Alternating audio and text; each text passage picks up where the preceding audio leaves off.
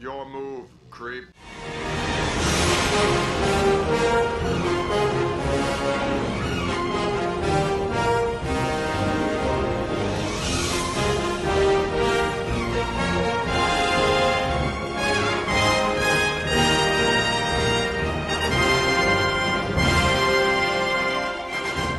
Hey, Jeff.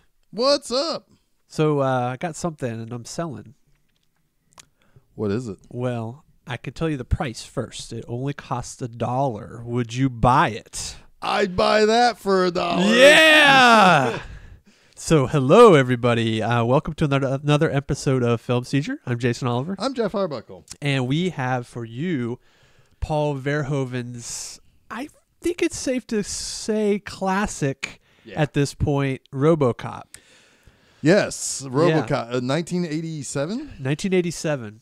Yeah, so it's over 30 years old. All of that. I mean, over 30 years old automatically means it's classic. You got to be 25 for classic. Okay, all right. RoboCop is just the classic title. It is. I mean, it is.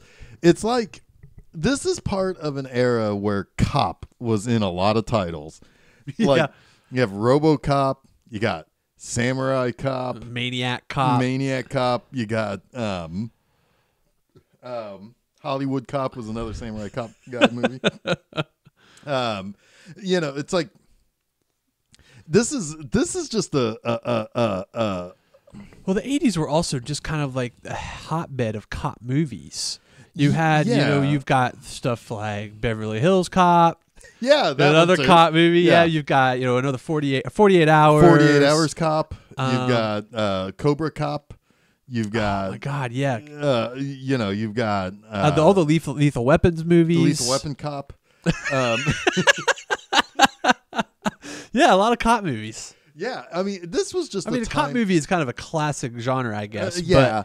Well, you had cop movies and you had your action movies. Yeah. And I mean, I guess if you look at like the era, where it's like news media was kind of helping you see more of the crime and the stuff that came, and it's like, you kind of wanted. You wanted the cops to be the hero or the army to be the hero, or those mercenary guys, like a Chuck Norris or it's just I mean I think we've talked about it before where it's like the zeitgeist kind of informed the types of movies that we were seeing, and it's like so many movies like this or like the canon action movies, which we've got one next week we'll talk about. Yep But more on that later. I mean, this is just the era of the action guy, in the action movie, and robotics was a thing. Well, yeah, you kind of have the Terminator, right? Yep. That had come out, and Terminator 2 had not come out yet, so you hadn't really seen the robot good guy so much yet, right? Yeah, not so much. I mean, you got that a little bit like here and there in comics or in various sci-fi, like Star Wars, and it's like sure, but not like this, where it was the action, the cop with the gun. Or the robot with the gun that's just blowing people away and not doing it nefariously. Right. Yeah. Oh, Rotor. That's another one. That's fucking Rotor. There's an interesting thing, too, about RoboCop, and we'll talk a lot about the satire and some of the messages and themes of the movie, because I think we would agree that the movie probably is trying to say a lot more about society than it is actually trying to tell a story. Yeah, I had said before we started recording, we were getting ready to. I was like, we had watched this the same day as we watched Force 5 that we talked about a couple of weeks ago. And I was like, we talked about how Force 5 didn't really have that strong of a plot. It was like, here are some things, tie them together, and however we can get to this end result. This doesn't have any kind of a plot, really. I mean, it's kind of like a revenge exploitation, sort of. But it's the foot is so much off on the gas pedal on that side of, like, normally, most of the time you would think that it would just, if that's what it wanted to do, it would have put the robot leg all the way down on that pedal, and ridden it. But they don't really. I mean, like, there's a little bit of character, not much. It's all very pieced together. It's like a patchwork, sort of archetypes and stuff like that. And then it's just like, okay, well, what's even more basic of a story than Force 5? Let's just do it. RoboCop. Well, it is almost RoboCop. It is almost like Cops and Robbers, right? It is that base storyline of the good guys versus the bad guys, the cops versus the robbers, and taking that, I think, to another level where maybe it's the corporations that are the robbers. Yeah. And the people, the real crazy bad guys that we always think of as the bad guys are really just the puppets. Yeah. Right. Most of the characters that are the main characters are simply pawns on a chessboard. Yeah. You've got you even RoboCop himself is a pawn on the chessboard. Yeah, exactly. All being played by the. It's almost it's a little Greek in nature, where you have like the gods kind of manipulating pieces into, and so the corporate guys are like the Greek pantheon. And like RoboCop is the metallic robotic owl from Clash of the Titans. Maybe. Funny, I just recently watched that. Did you really? Check out Monster Mondays in about a week and a half. All right, this is a big diversion, but I have a funny anecdote about that. Apparently, I didn't see the movie, but the remake of the Clash of the Titans with Eric Bana, he refused. Was it Eric Bana? No, it was the guy from Avatar that doesn't have a personality. Oh, Sam Worthington. Sam Worthington. He apparently refused to act with a mechanical robot owl. Well, because he would have been afraid it had more charisma than he does. Right. He thought that it was going to sink his career. Yeah. Hey, guess what? Your career sinked your career. His own choices did that. Yeah. Yeah. Week and a half. Check out Monster Mondays. Will do. Cool. But yeah, going back to RoboCop and that, I like that sort of Greek tragedy, sort of gods, because that is really what Verhoeven's trying to say here, is that this is capitalism run amok. Yeah, right? It's the idea that when capitalism has become not just currency but the religion. Mm-hmm. Almost every set piece of this movie takes place someplace where somebody's watching TV, somebody has nice things, or a store, like people, like guys going in to rob the store or whatever. It's all about money. It's all about things. Right. It's all about, and then even like when RoboCop later in the movie is like going to check out Murphy's old house, it's all about selling that house to the person. Yeah. Selling them on the idea of this will be your brand new life, Right. And the end takes place at a broken down blue collar place.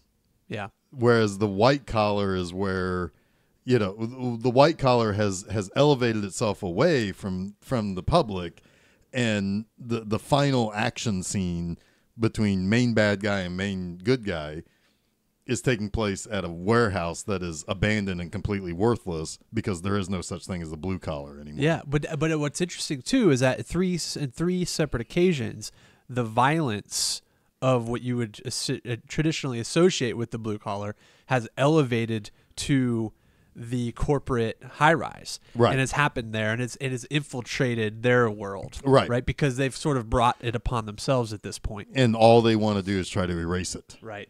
Yeah. Ooh, we're getting deep. I know, right? RoboCop.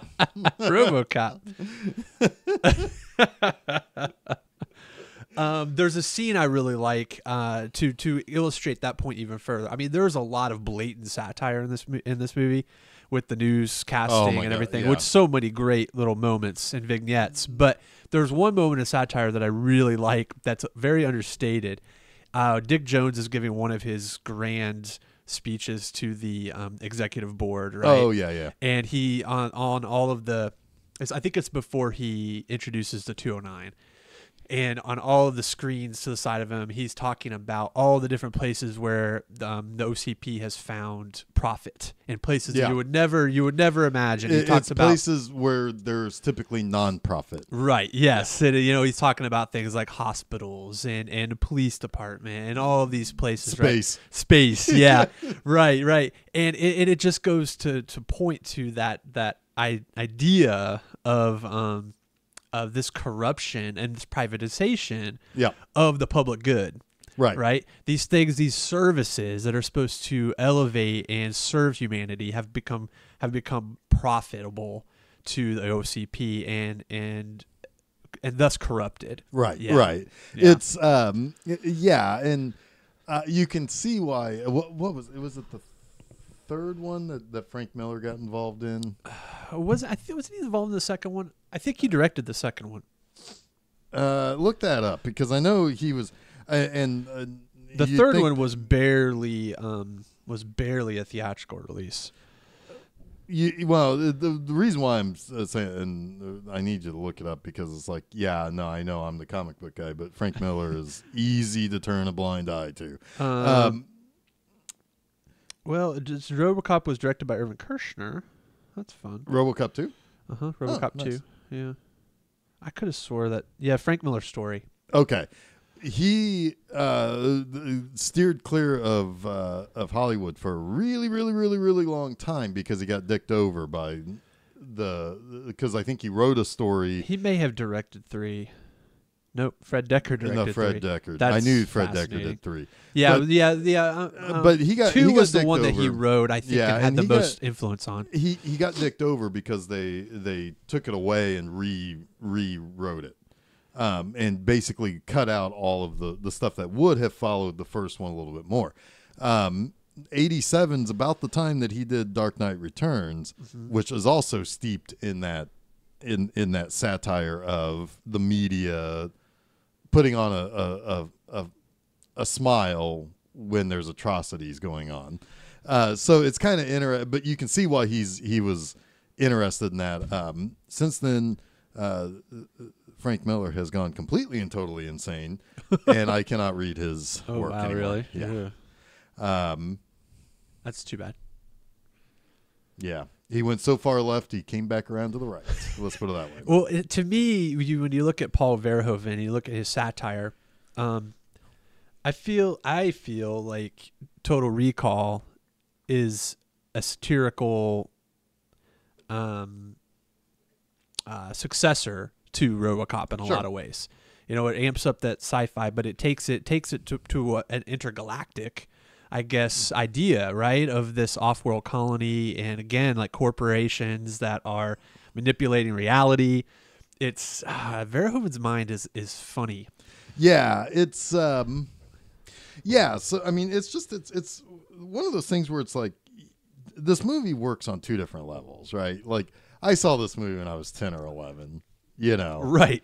Yeah, I didn't know. A lot of this shit went way over my head. Right, but I mean, but you know what? It didn't go over my head. A RoboCop. Right.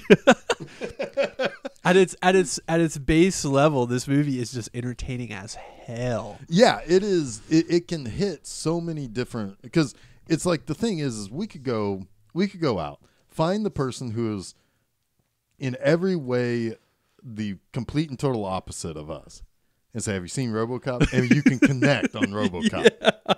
Yeah. It's like it doesn't matter who, what you support, who you vote for, what God you pray to. RoboCop is the through line, especially like men our age. Oh yeah, holy shit! I mean, we watched the totally inappropriate cartoon.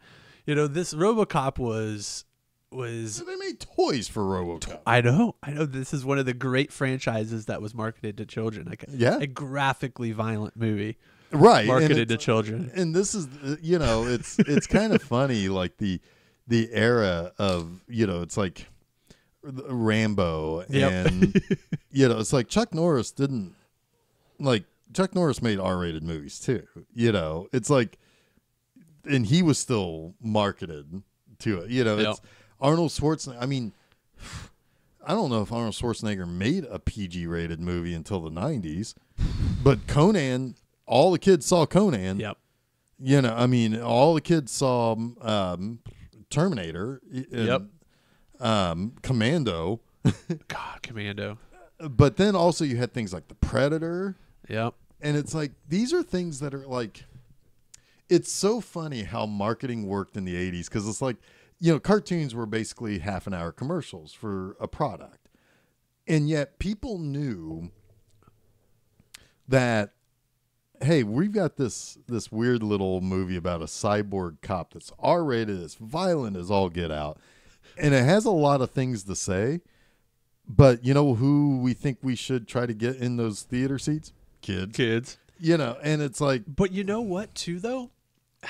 It also has a very clear good guy and bad guy thing going on in this movie. Well, it's almost like it's also almost kind of like an old Western. So where it's violent, and it is like an old Western. It is very clear who the bad guys are, and it's because very they all clear wear who black. the good guys. Yeah. So in that sense, I can almost kind of understand that it wouldn't necessarily be a movie, I don't think, that would be confusing for a kid to see.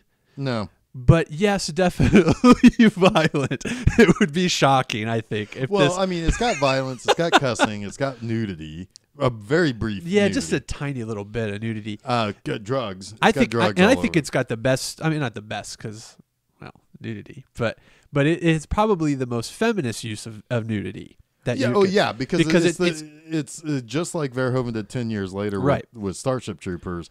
They're all together in a locker room. Right. This is just the day in the life. Yeah, which I love. I love that sort of understated, like we're all equals, we're all doing the same job, and we all have mutual respect. Plenty of those character actors who played cops, I guarantee you played character actors in other movies where they're catcalling women on the street, right? Probably. But in this, it's just like they're talking cop business. Yeah. And it's like, there's a girl who's taking her top off to put on a flak jacket. Right. So and it's so much so to where the viewer is just like, yeah, okay, whatever. There's also they got to change into what they're wearing. There's also a very sympathetic portrayal of the police force in this as well. It's actually, it's like, if we don't do better by them, they are getting just massacred. They're getting killed out there. Yeah, literally. Yeah. I mean, and that's it's pro cop without being pro cop because cop is right. Right. It's pro cop because the job really is dangerous. Yeah, it really is. Yeah, I mean, it's almost like, hey, the oil rigger out the deep sea oil rigger. It's like, what you're doing is probably killing our world and cutting our lives apart, but yet you need a job. But you're doing your job, right? Yeah, and it's like that's where things always get tricky, right? Yeah. It's like, it's like saying, well, I don't, I refuse to shop at Walmart because of X, Y, and Z or whatever, right? But you also have to say that in moderation because there are literally millions of people working there. Right. So you can't there are personal beliefs, but there's also shouldn't preach the personal belief. But then to cut somebody off at the knees. And then you could counter that with, well, I mean, it's one thing to not support the corporate. Do not support the corporate entity that is employing these people, but they're underemploying these people, right? So how do you combat that without showing it in some way to where it hurts their bottom line? Right. Which is, again, where you get like the labor statement in this movie as well, where the cops are going on strike. Yeah. And it's coming to a peak in this movie where they're actually starting to not show up for work, and you could see it towards in the third act of the movie where it's just chaos in the streets. Right. Yeah. Right. It's like, it's because the cops are like, look, we want to do our job. Right. But 5 guys were killed. We need more guys, or we need to govern ourselves. I kind of feel like, in a movie that isn't entirely built around the action part, there would be some struggle. There would be something put in there probably where the union is not just saying, hey, we're walking because it's a dangerous job. They know it's a dangerous job. They're walking because why? What do they need? And have that confrontational scene too. But this is an action movie. We ain't got time for that shit. Right. Get RoboCop out there blowing assholes away. I mean, but it's fascinating, this movie, the layers of commentary here, because you also have the whole idea that the corporation has privatized the police force, right? They privatized everything. Right. OCP owns Detroit. And they are creating the problem. You find out that at the highest levels of OCP are the ones who are actually the puppet masters behind all of the crime that's happening, right? And they're using that as an excuse to deploy militarized weapons on the streets of Detroit to prove that their value, right? To sell them to military contracts. It's amazing, and well, it's I love this movie, Jeff. It's a con job that is, but. We could go deeper. It's a manipulation of the public trust, and it's exactly. And there's so many ways that we can see that even today. And this isn't the podcast to where I would give my examples on this. But let me just frame it in this way. Recently, Dateline a few days ago from when we record this. There was big Hollywood geek news about a third Ghostbusters movie. Oh, yeah. But yeah, what also got reported? Wait, in the news? Big related news? Related to that same piece. I don't know. One of the actresses. Leslie Jones wasn't happy with it. She thought it was shitting on their movie. Yeah. Right. I did read that. But while you can say whatever you want to say about whatever, and we're not here to debate the quality of that Ghostbusters movie or the sentiment that anybody has about anything. But you see the perpetuation of this discussion that doesn't need to happen anymore. Right. It's like, sorry, you just didn't make a very good movie, or at least a movie that didn't please enough people. But now there's a stain against the upcoming. It's like it's never going to end. No. We're letting it keep going. It's just never going to end. And it's that same thing. It's like it's the desire to constantly keep the gears turning that keeps us at each other's throats. Yeah, yeah. And what does that do? It sells views on a website. Mm-hmm. It basically somebody is profiting off of this. Yeah, it's not us. It's a perpetual motion machine. Right. Yeah. And it sucks. It does suck. It sucks. Wake up, people. You're turning the freaking frogs gay. The RoboCop and frogs. It does suck, though, because at the end of the day, it's fucking Ghostbusters. It's not... Who fucking cares? It's a movie, whether you like it or not. Who cares? It's not even close to a representation of the zeitgeist of our time. I know. It's a goddamn Ghostbusters movie. Right. Yeah. So, but again, this is what this movie is talking. That's exactly what you were talking about. And, there's always a way to keep the wheels and the gears a churning away and always make sure that you've got the people doing and listening to what you want them to hear. Well, yeah, and it's not even to pile metaphor upon metaphor, but it's keeping those wheels greased, right? Mm-hmm. Everybody's got their cut to take. Yep. Keep the wheels greased and your pockets full. Yep. So, in RoboCop, we have a young go-getter cop, Alex Murphy, Peter Weller, man.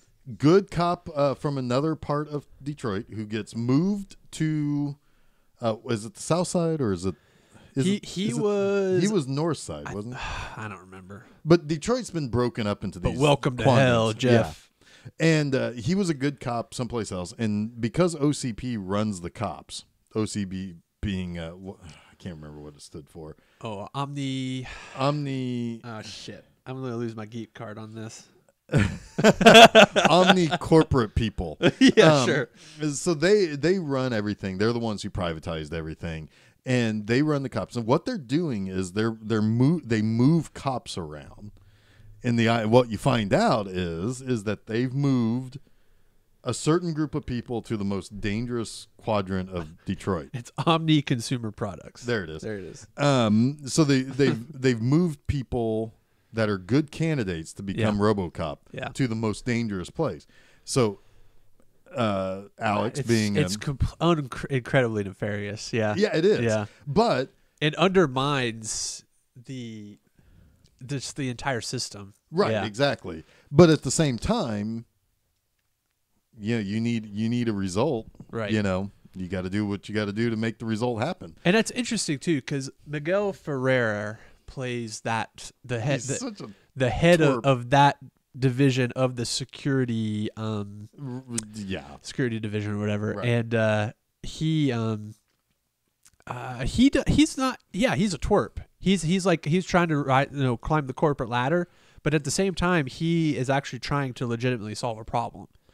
Right? But he doesn't know that the problem that he's trying to solve is manufactured internally by the corporation he works for. Yes. So he is solving a problem, but he has also got his hands in the manufacturing of not the problem, but he's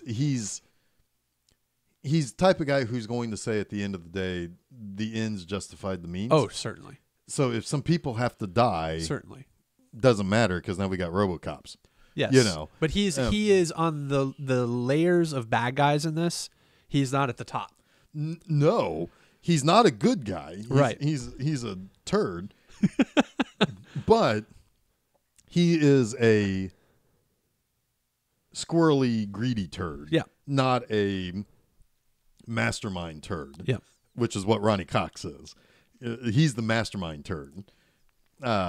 Because even Dan O'Hurley, who was in Halloween 3, he is not that nefarious. Like he's businessman, but he's like stoic businessman too. Right, but like they take you think he's a bad guy, but Ronnie Cox even says he's kind of a sweet old man. He's just doing his job. That's one of the things about the sequel that they do to change that. They really villainize him more. Yeah. He's banging that one hot broad. Yeah. Yeah, he is. In the hot tub and shit. Good job, buddy. Hey. Yeah. She's fucking her way to the top. Like, yes. Literally. Yes. Yeah. But RoboCop 2 is for another episode.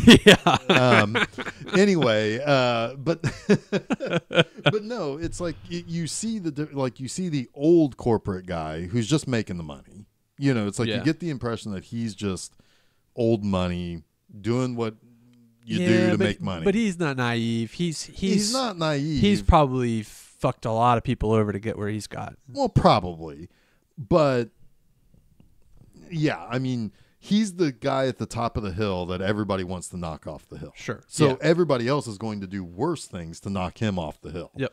And then a couple of layers down, you've got Miguel Ferrer, who's just a twerp. Yeah, I mean, a junior executive. Yeah.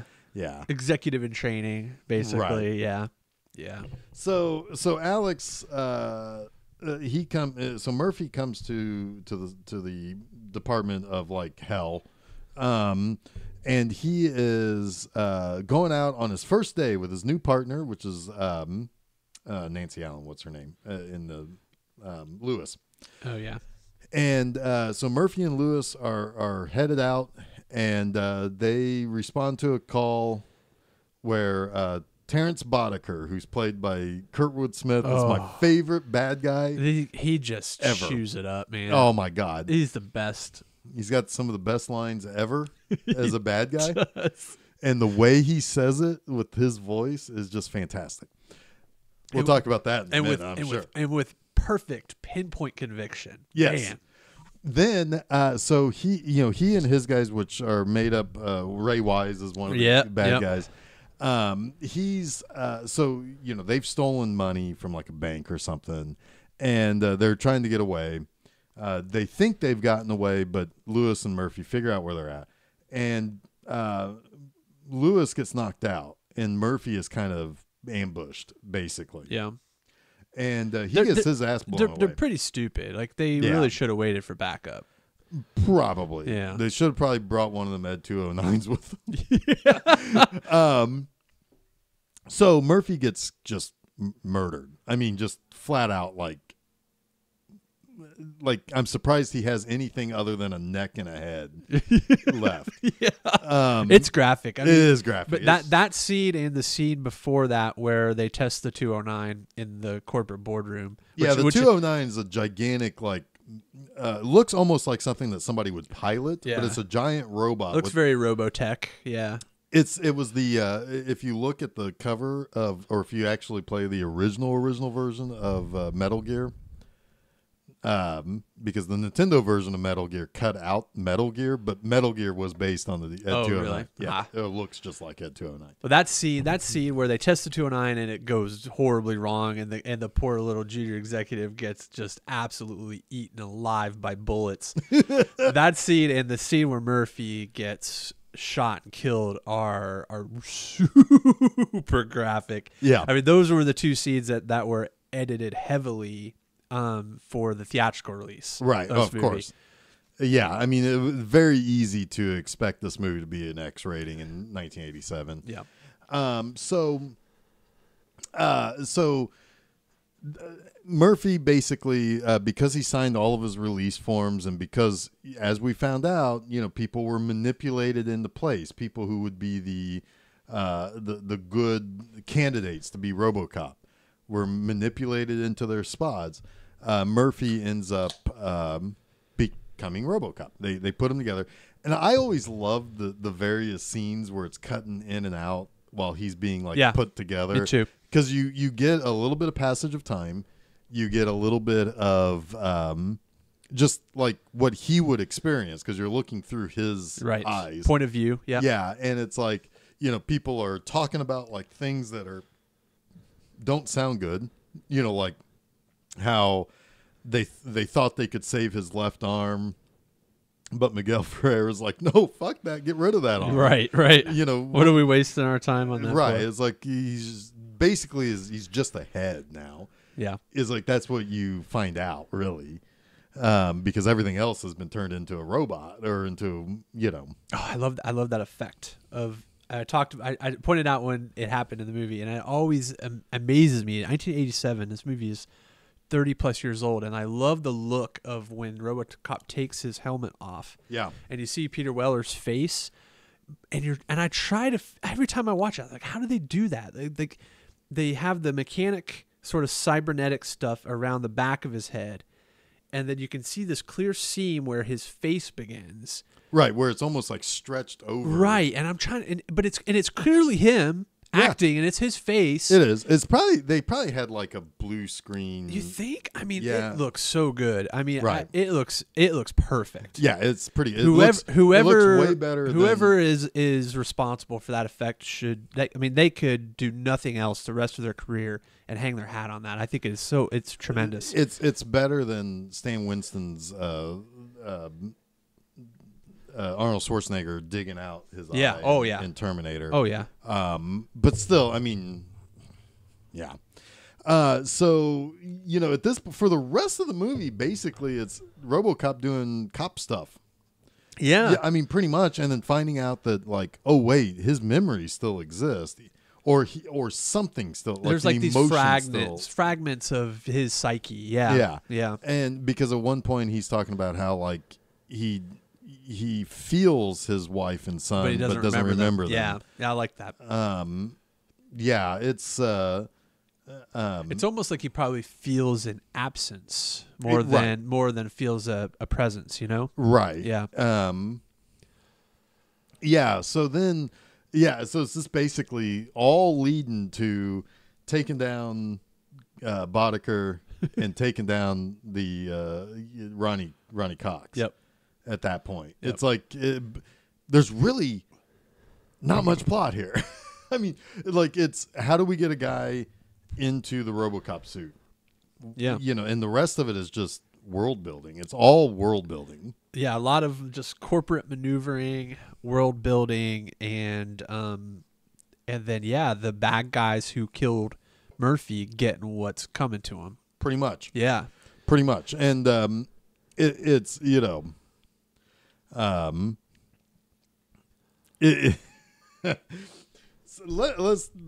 let's talk a little bit about some of like the memorable stuff. I had told you my favorite scene was coming up. Oh God, in the end. I somehow always forget about that scene.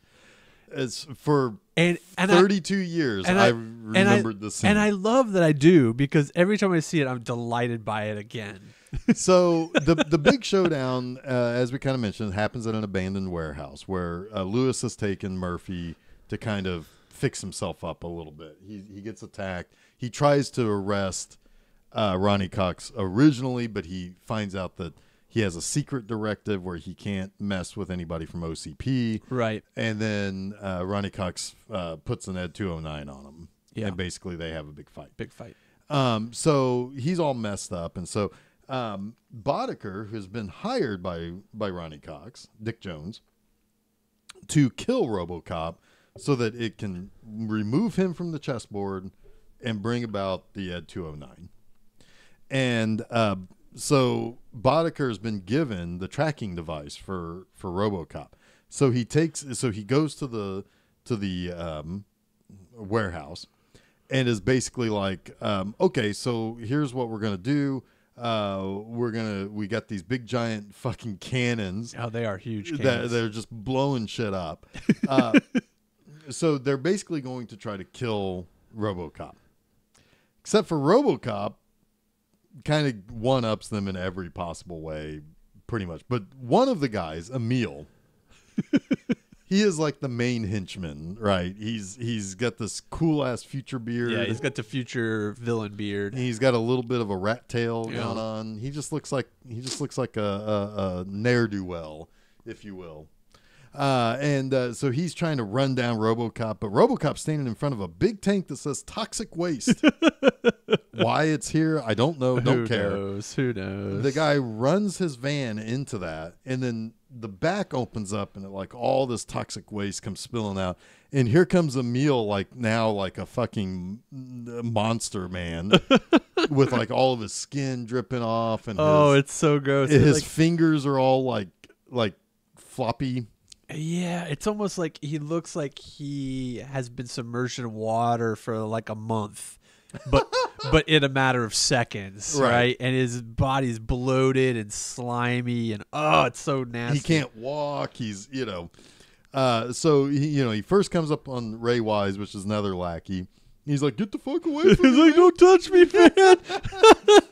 Eventually, Emil runs afoul of being right in front of Boddicker's car. Oh, God. And when the car hits him, it's like he's now a human water balloon that just burst all over the windshield. His head goes flying. It was beautiful. And I will never, ever, ever, ever, ever forget seeing that as a kid, thinking that was the goddamn coolest thing I've ever seen in my life. It is so just, hey, let's throw a toxic waste death into this movie. Why not? It's the future. Yeah. Yeah, a little bit of environmental. Right. Yeah, we could get a little bit of a little environmental commentary there. This discarded waste that's just there for anyone to get fucked up by. Right. Yeah. Amazing. Oh, it's so amazing. I like some little details like Lee Iacocca Elementary. Oh yeah. That always cracks me up. Yeah. Gerald Ford Memorial Hospital. I think was the hospital in Ford's from Michigan, so it's in Detroit. It makes sense. Yeah. I like those little things, man. Little things. I mean, the news satire in this is just. I would love to be the person who gets to make those. Like right. That's a Verhoeven touch. If there ever was one, he kind of this sort of became his signature because especially if you watch Starship Troopers. Oh yeah, that is all the propaganda. All the propaganda, yeah. It's the exact same.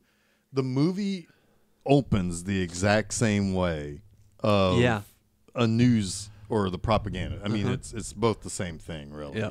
Because even the news in RoboCop is kind of used somewhat propagandized. It's interesting too because the news are sort of flippant about a lot of these really heavy topics, like nuclear war, nuclear weapons. I mean, God, the one.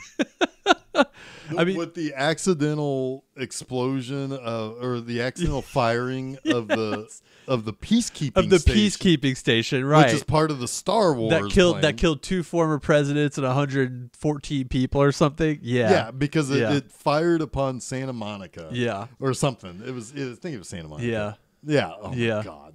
That's oh my God, that's so brilliant. There was something, I forget, the very first story is something to do with like a city's last defense is the nuclear option, you know? Yeah. You've got the board game Nukem, which is just, it's amazing.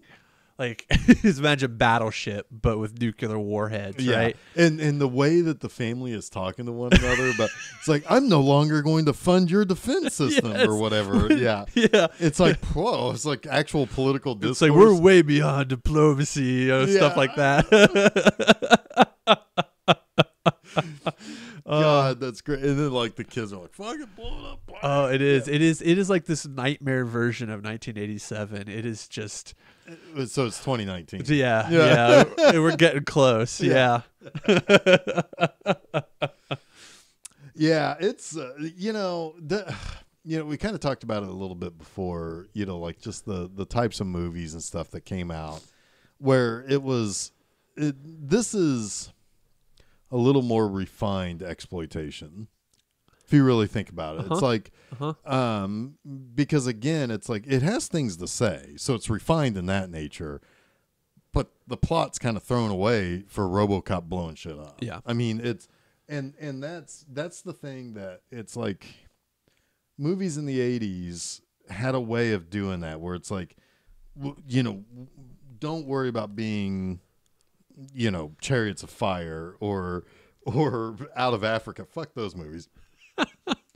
Bare amount of character and plot and just get to what people want.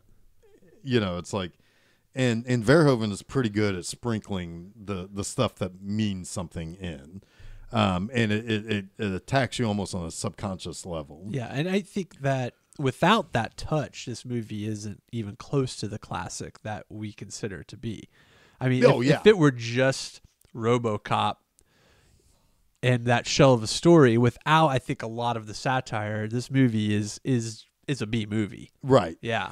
I didn't see the remake. You had mentioned that you'd seen it, but you can't really remember anything. I can't remember it well enough to talk too much to it. I don't remember it being as sharp with the social commentary. It kind of felt like it was just a cash grab. It's like, well, people know what RoboCop is. It did pretty well financially. It made a good amount of money. It had a really good cast. I'd like to actually probably go back and watch it. I could probably not. but it's not gonna ever have the impact that the 1987 RoboCop had. No, and I think people misunderstand why RoboCop is cool. You know, it's like, I mean, again, you're going to have situations where you have the lowest common denominator. It's like, oh, it's got all those, explosions and so on and so forth. But that's not really what, I mean, there are other things you are picking up on and you maybe don't know you're picking up on it, or maybe you don't know how to articulate what you're picking up on. I know that there's stuff there. I can't even articulate it all that well.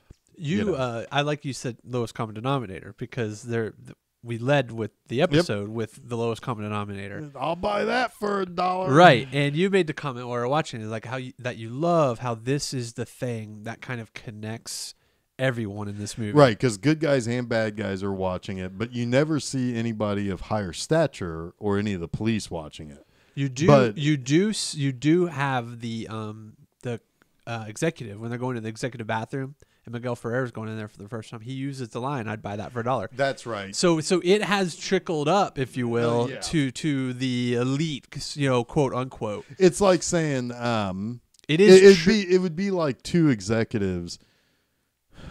We've probably bared witness to this, but it would be like two executives talking about, like going to get a big sale or something, and the other one saying to the other one, "You go, girl." Yeah, or it's like, what? Don't say that ever. That's what she said. Yeah.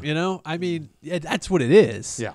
But it's perfect. It is exactly, it hits the bullseye, right? Has there ever been an explanation around like what that show is? Because it's kind of it's kind of a Benny Hill show. It looks like a Benny Hill, like sexploitation, sexual innuendos, every joke, every laugh, definitely Benny Hill is what I would get. I would love to know like the genesis of the catchphrase. Yeah. But so let's talk a little bit about Kurtwood Smith. Oh my God! I think this is the best place to say, let's talk a little bit about Kurtwood Smith as we kind of get near the end of what I'm sure we have to talk about here with RoboCop. But holy shit, he is amazing in this movie. He is. He's just got such a he's got such a way of talking that makes it sound like he is so indignant of everything, and everyone. And, it's like he had the one where it's like, just give me my fucking phone call. Give me my fucking phone call. When he gets busted. Then, like he's got the one, our favorite, when he when he goes into Miguel, because Miguel Ferrer has been critical of Ronnie Cox. Now, Ronnie Cox decides to hire Kurtwood Smith to kill him. Yes. And so at the time that happens, Ferrer is like hanging out with like these two girls. He calls them models. They're just doing coke off one another. They're gonna fuck, And Boddicker comes in, and immediately as he comes into the living room to like do his thing, he says, "Bitches leave." Bitches leave.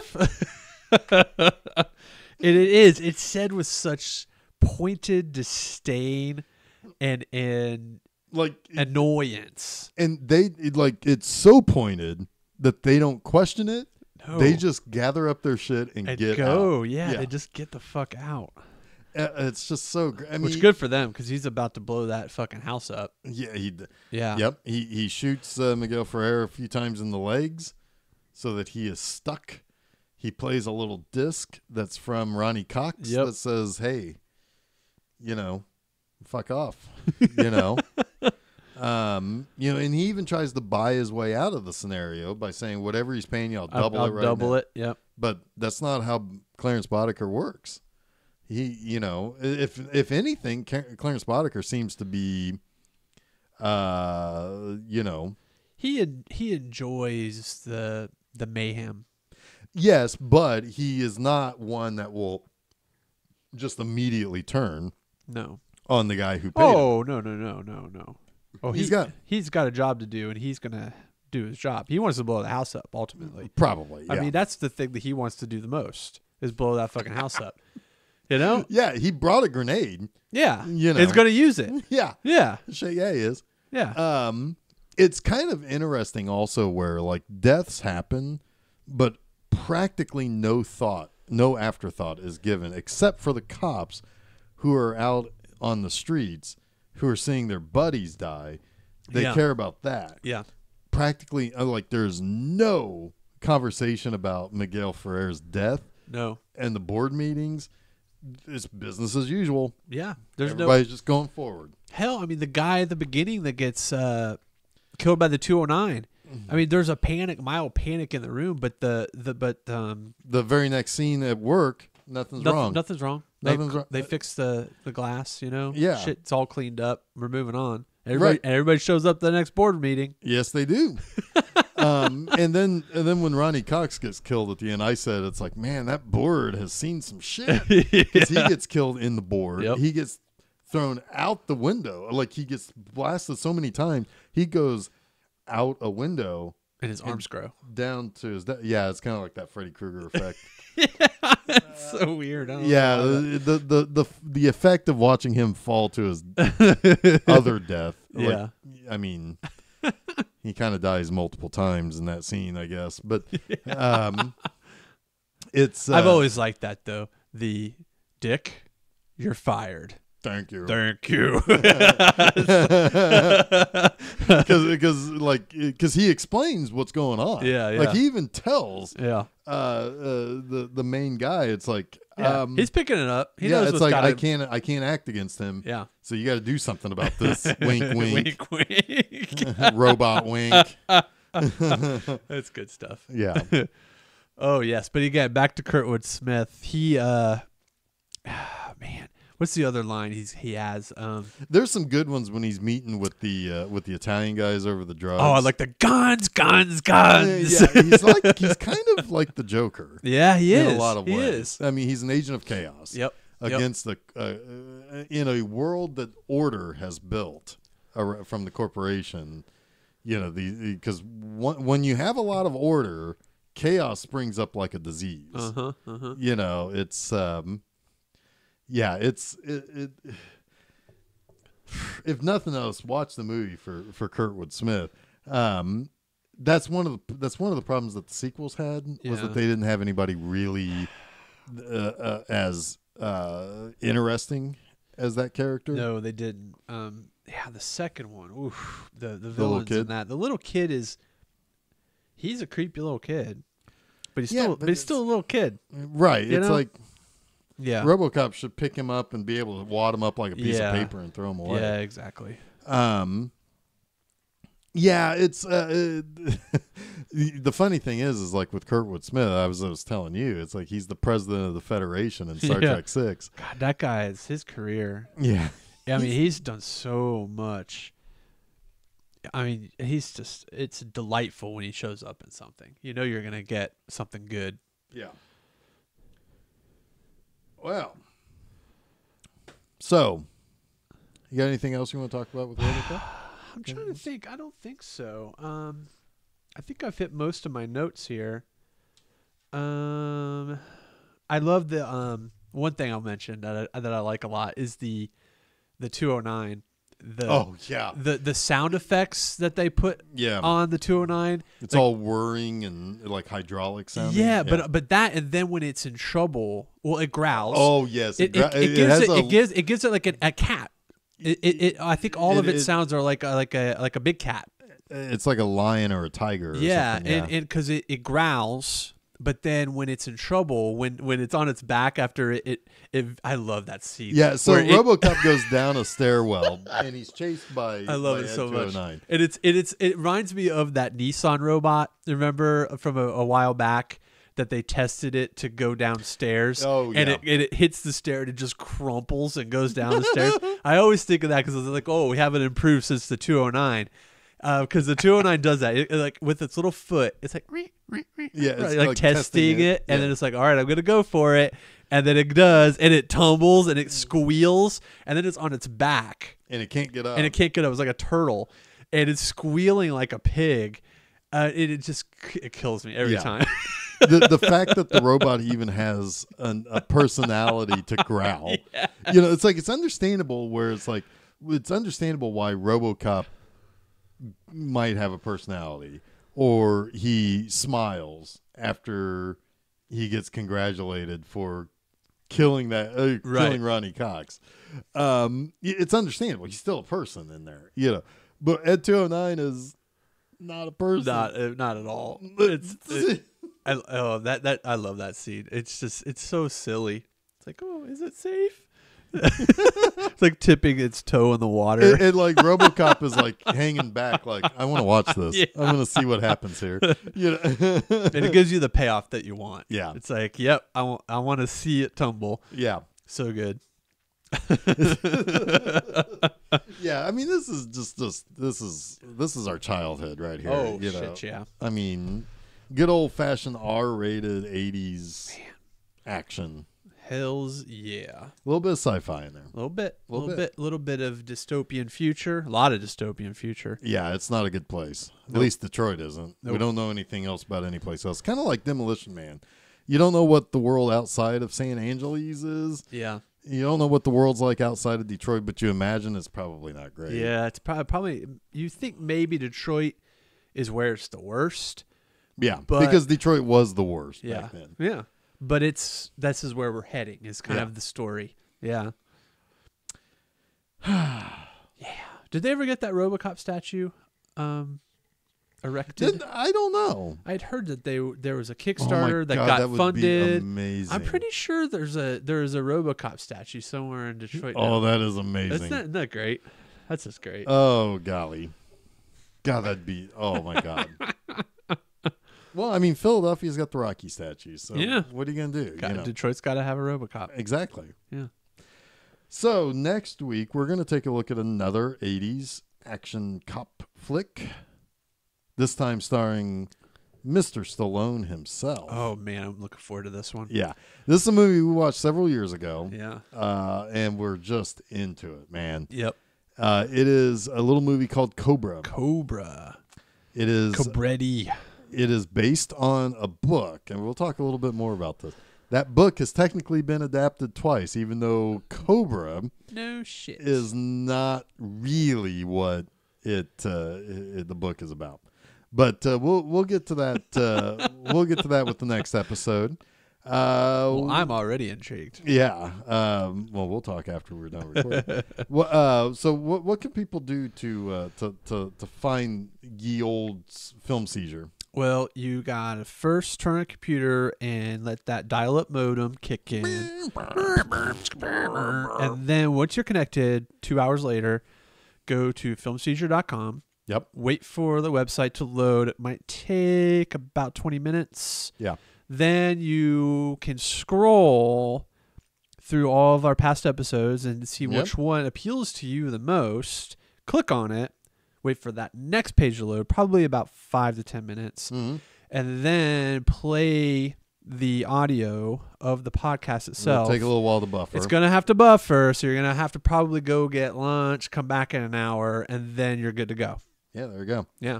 Can they find out information about us anyplace? Yeah. You can get information at Facebook, I think, is a thing. Yeah. The Twitter, we like the Twitter too. Where else, Jeff? YouTube, we have a channel. We put stuff on YouTube. Each Wednesday is a new episode on the website. Right now on YouTube, I'm still posting things on Sunday mornings, kind of to back up, so it's like Sunday or, Wednesday's episode will be up the following Sunday on YouTube. Monster Mondays is every Monday. Yeah. Pretty cool. I'm talking about, oddly enough, this next episode is Frankenstein, which is this is a little Frankenstein-ish. It very much is, yes. And every Friday, I got B-Movie Enema. Yeah. So get your daily dose of your up your ass movie. Yep. Gonna cram it right up there. Yeah. Gonna cram it right up there. It's gonna be right up there. As far as my elbow will take me. That's a picture. And by now we probably are on other places like Google Play. Yep. And certainly Google Play and Spotify. Probably by now may have figured out the whole iTunes, and we might even be on TuneIn now. So listen to us. Yeah. follow us and all that good stuff. Hopefully you enjoy what you hear, and we look forward to you coming back next week. Yeah. So next week, Cobra. Until then, I am Jeff Arbuckle. I am Jason Oliver, and you have been listening to Film Seizure.